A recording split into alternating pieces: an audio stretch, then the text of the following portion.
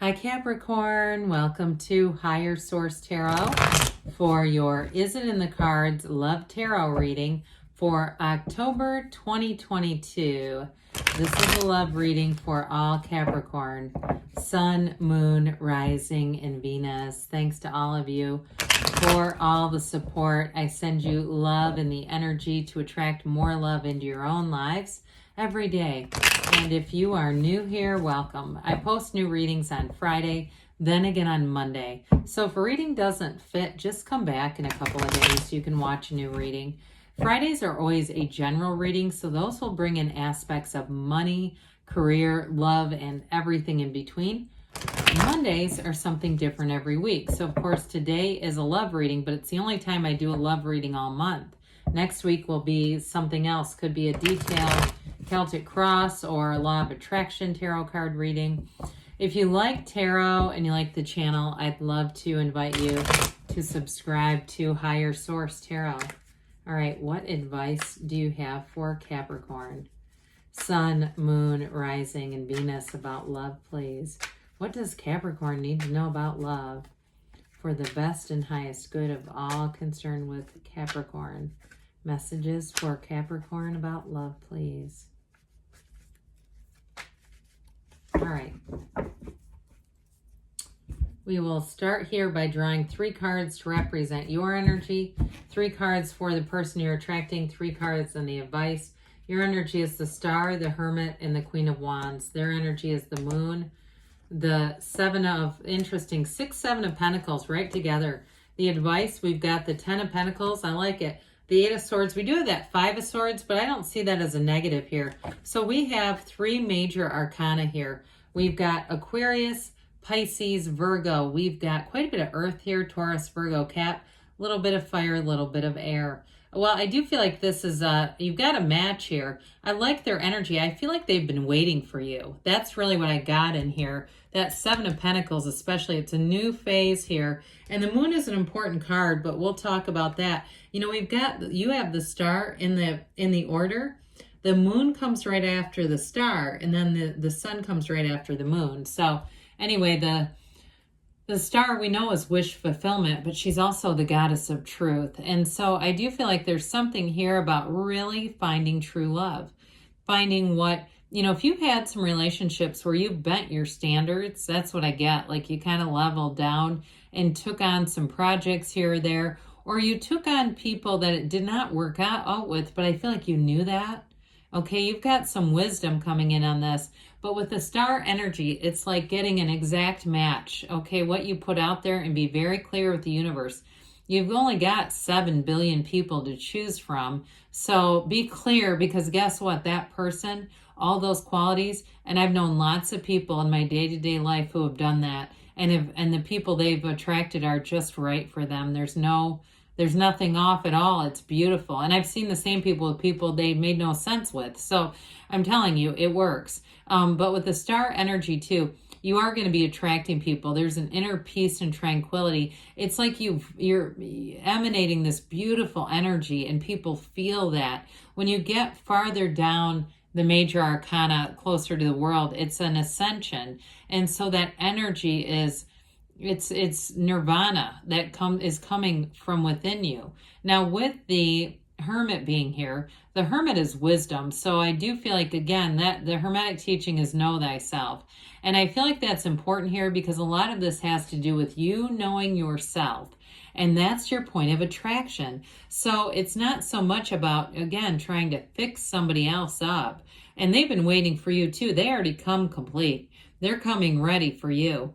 And with the Hermit energy too, some of you may have had a period where it's not isolation as much as enjoying some solitude, or you've learned how to enjoy your own company. Somebody here, I get like traveling, solo traveler here and there, and you don't mind it. You're not sitting there feeling sorry for yourself. And I do feel like with that too, it's brought a dynamic energy about you, because that's sexy. People are attracted to somebody who's independent, who's not needy. That's when people start saying, oh God, they're gross. It's that needy energy that they're feeling. And so with you, you've got something here that's just going to be magnetic. Now, of course, with that Queen of Wands, I'm telling you, people are going to be attracted to you. That Queen of Wands, and it doesn't matter if you're male or female, it represents looking good, feeling good, having confidence. And she's also, too, her knees are drawn apart for a reason, same as the Empress. It indicates a strong sexual chemistry with somebody. There's like I said, this magnetic energy coming in here where you're going to know right away, but I feel even more so they're going to know right away. So I feel like they're going to feel like it's love at first sight, whoever this person is. Now, with their energy, they've got the moon here. The moon is a guide. The moon is a new cycle. The moon mirrors the sun. So you see the moon in the card actually has the sun here. And so this is a card of law of attraction. It's telling you, you take one step, the universe takes two.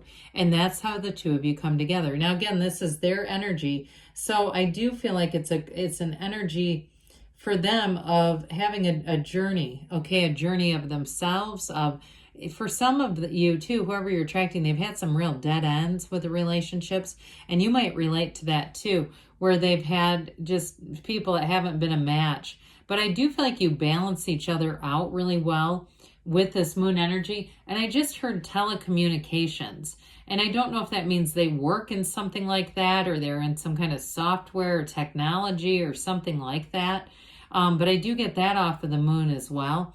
But overall, with that moon energy, those, all the hidden aspects, all the pull, okay, that force, that energetic force, it draws the two of you together in the moonlight. And so I also feel like too, somebody here, you like watching the moonlight together and talking, and there's something about it that's just very romantic. And I get their energy is kind of a romantic energy, somebody who likes to write handwritten notes and do little things like that. So I mentioned before with that Seven of Pentacles, they've been waiting for this. Pentacles are about manifesting. So not only is it the stability that's important that the Pentacles bring in, but it is with the Seven of Pentacles, that's manifesting exactly what they've asked for. So there's a waiting and kind of that pause, but knowing. And so I do feel like they're going to say, I knew you'd be here. I knew you were coming. And so with that Six of Pentacles, you're going to bring in a nice balanced energy between the two of you.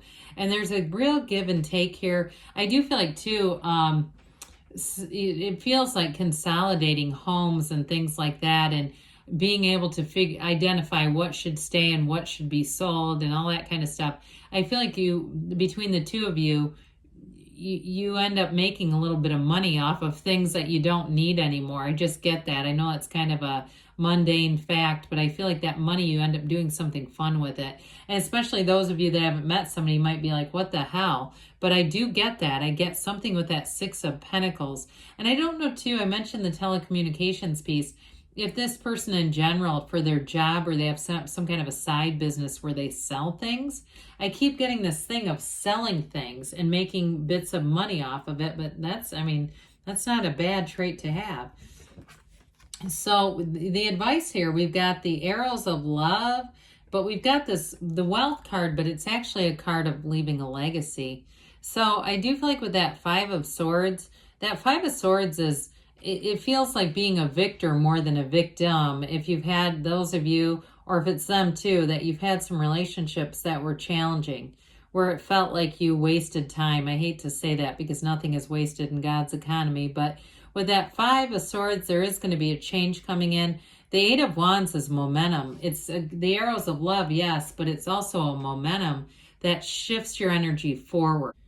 With the Eight of Wands there as well, it's going to be a relationship that moves quickly.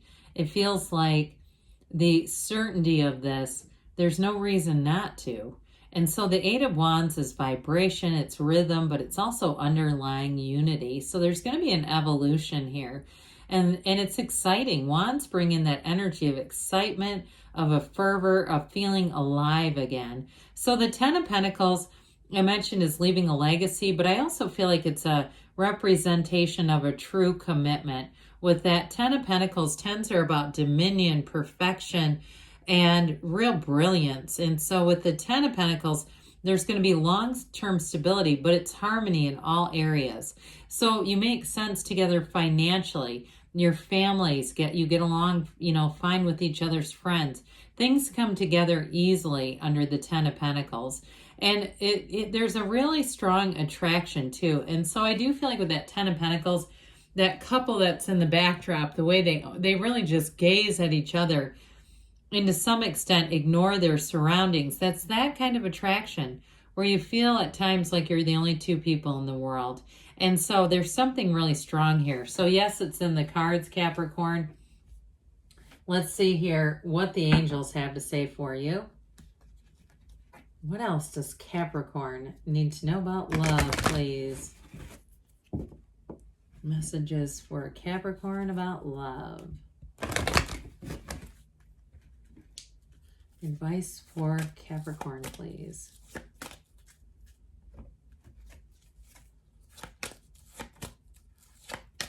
All right, and then we'll have a message from Louise Hay at the end. Well, there's a golden opportunity here. So if you get invited out and you're saying, I don't really want to go, there might, I would consider that again. There's some kind of an opportunity here to connect with somebody and connect this energy. And like I said, I feel like they're waiting. And with all these pentacles and that Queen of Wands, it could even be something work related. I get abundance, and so that's what I was getting with that. We've got abundance here. I haven't seen this card in a long time, but I do feel like there's something really solid here financially as well. There's something about the two of you putting your incomes together that makes things feel, prosperous. If you believe, so ask, believe, receive. You're ready, they say. And we've got don't stop. You're ready. So again, with that Queen of Wands, you may find you have a influx of energy to get yourself out there. So this is from Louise Hay. I love my body. Do a downward dog. Take a dance class. Book a foot massage. Be kind to your body. So love your body. Treat it with respect and grace. And that's just another point of attracting that love into your life. I love you too, Capricorn, and I'll be back again soon.